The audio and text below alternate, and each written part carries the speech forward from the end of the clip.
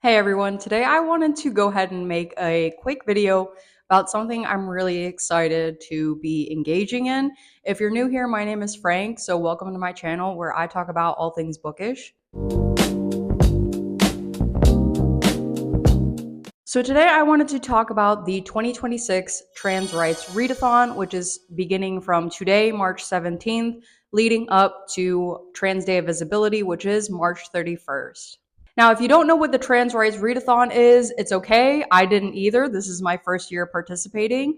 But what it is a decentralized fundraising event in which readers like you and me get to engage in reading books about trans characters or books that are written by trans authors.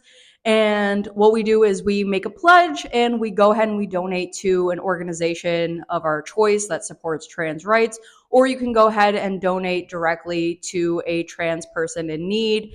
So I've gone ahead and linked the two GoFundMes that I plan on donating to by the end of this readathon.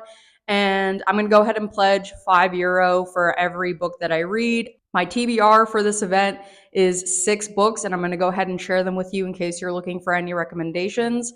And then I'll go ahead and throw just a couple bonus ones at the end of books that I've already read.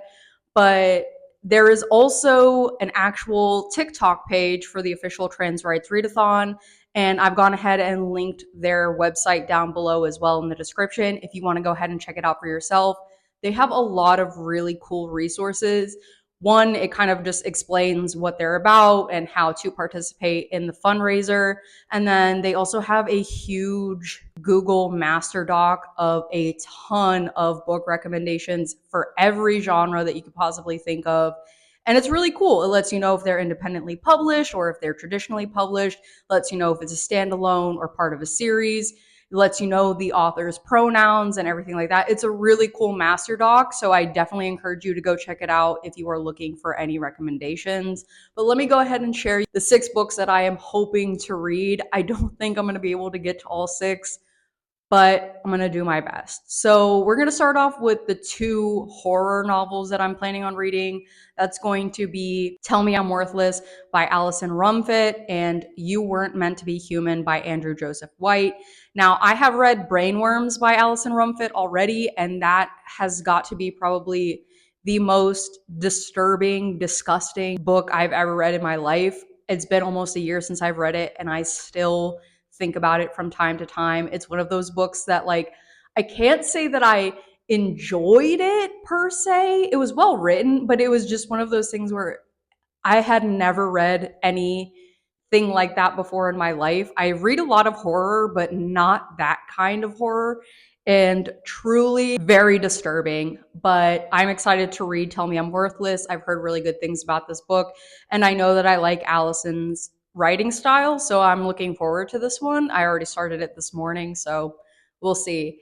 And then You Weren't Meant to Be Human by Andrew Joseph White. I did read Hell Followed With Us. I kind of DNF'd it towards the end because I was running out of time on my library borrow, so I'm going to have to get back to that one and finish it. But I was really enjoying it before I had to return it to the library, so I'm looking forward to this one as well. I've heard amazing things, so we'll see. So after these horror books, I'm planning on taking kind of like a palate cleanser break and reading The Baker and the Bard. This is a cozy YA fantasy adventure, and I have never read any cozy fantasy before, so I'm actually very much looking forward to this book. I think it's going to be fun, and yeah, hopefully it's a quick, easy read. I haven't read anything else by this author, so after I read The Baker and the Bard, I do plan on diving into When the Harvest Comes by Danae Michelle Norris. I don't know how to pronounce that. Maybe?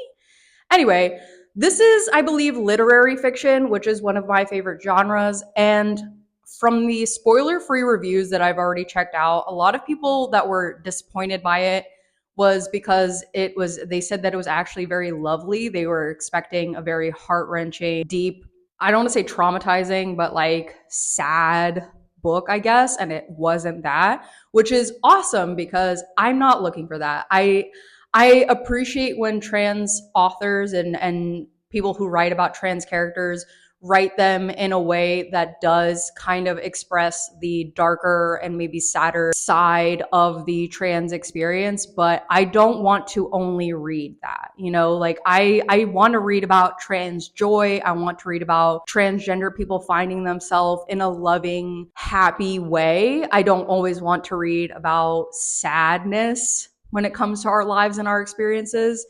And I think there's a lot of value in both of these things. But me personally, I was very happy and very excited to see that this is going to be a more happy and upbeat kind of experience for this character. So we'll see, right? I don't know. I haven't read it yet, so I can't say for sure. Now, another book that I'm hoping to get to is Sour Cherry by Natalia Theodoridou. I know I'm Greek, still probably pronounce that wrong. But this is from a Greek transmasc author. So, as a Greek transmasc person, I'm excited to read this. From what I understand, it is kind of a Bluebeard retelling. I don't know crap about Bluebeard. I know he was like one of the most prolific serial killers or something like that. So, I'm not sure what that's about, but I don't know if I have to know the original story to be able to enjoy this one. Either way, I'm going to read it. And finally, if I get to it, if I can manage to read all of these books, the last book I'm hoping to read is Hell's Heart by Alexis Hall. And this is described as a sapphic Moby Dick in space, I think. So very much looking forward to that. I believe it was published this year, very recently. So looking forward to reading it if I can get to it. I mean, it's on my TBR anyway, not just for this readathon.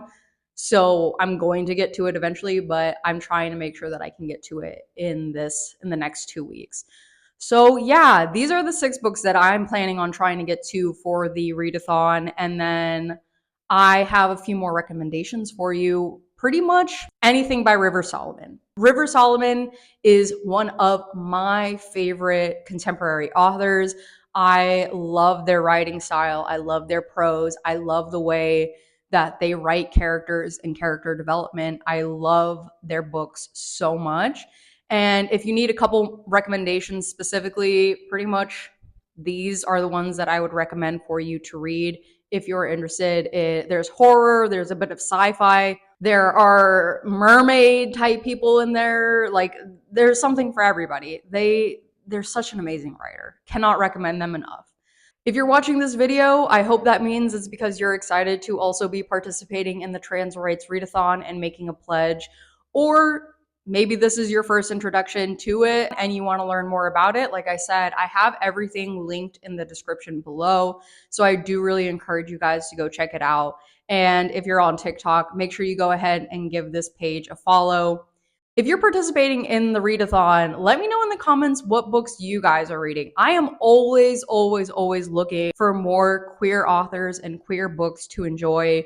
I love reading LGBTQIA plus fiction. So if you have any recommendations of your own, drop them in the comments. Until next time, guys.